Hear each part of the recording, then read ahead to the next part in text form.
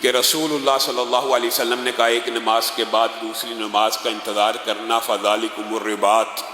یہ جہاد فی سبیل اللہ کی تیاری کے مانند ہے۔ حضرت علی کی روایت میں اس کے اندر ایک اور لفظ بھی موجود ہے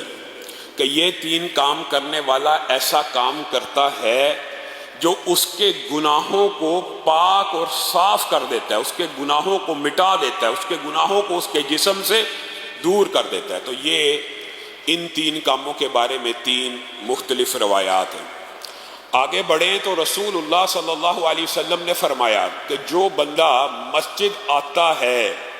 بعض روایات آپ کے سامنے رکھ رہے ہیں جو وضو کر کے آتا ہے، اور بعض روایات ہیں جو بغیر وضو کر کے بھی آنے کے اوپر فضائل کے اوپر دلالت کرتی ہیں، لیکن ہمیں ان دونوں روایات کو اکٹھا کر کے یہ بات سمجھنی چاہیے کہ جب وضو کرنے سے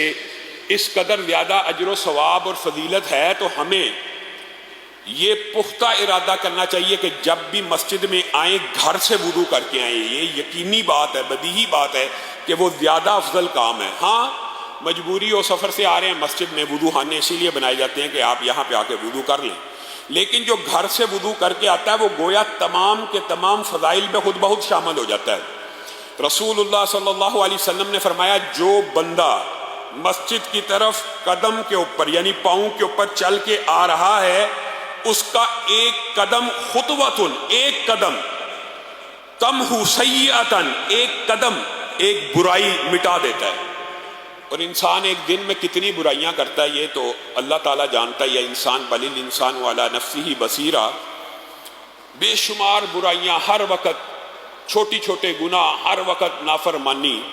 لیکن ان نافرمانیوں کو کمپنسیٹ کرنے کے لیے ایک قدم کے اوپر ایک برائی معاف، ایک قدم اٹھایا ایک برائی معاف، حدیث کے الفاظ ہیں دوسرا قدم اٹھایا ایک نیکی بڑھا دی گئی۔ ایک قدم سے ایک برائی ختم کی جاتی ہے، ایک قدم سے ایک نیکی میں اضافہ کر دیا جاتا ہے، ایک نیکی لکھ دی جاتی ہے۔ اور یہ صرف مسجد جاتے وقت نہیں ہے، حدیث کے الفاظ یہ ہیں کہ یہ صرف مسجد جاتے وقت نہیں ہے بلکہ جب وہ لوٹ کے آ رہا ہوتا ہے۔ فرض تو ادا ہو گیا، نماز تو پڑھ لی، اب لیکن یہ عمل اتنا بڑا تھا کہ واپس جاتے وقت بھی جتنے قدم اٹھا رہا ہے ایک گناہ معاف ہو رہا ہے اور ایک نیکی لکھی جا رہی ہے۔ یہ عمل اس قدر بڑا ہے کہ رسول اللہ صلی اللہ علیہ وسلم نے فرمایا من خرج من بیتہ متطہرا، من خرج من بیتہ متطہرا الی صلاۃ مکتوبۃ فاجرہ کاجر الحاج المحرم۔ پچھلی حدیث میں وضو کا لفظ نہیں ہے، لیکن اس حدیث میں ہے من خرج من بیتہ متطہرا، جو گھر سے وضو بنا کر نکلتا ہے،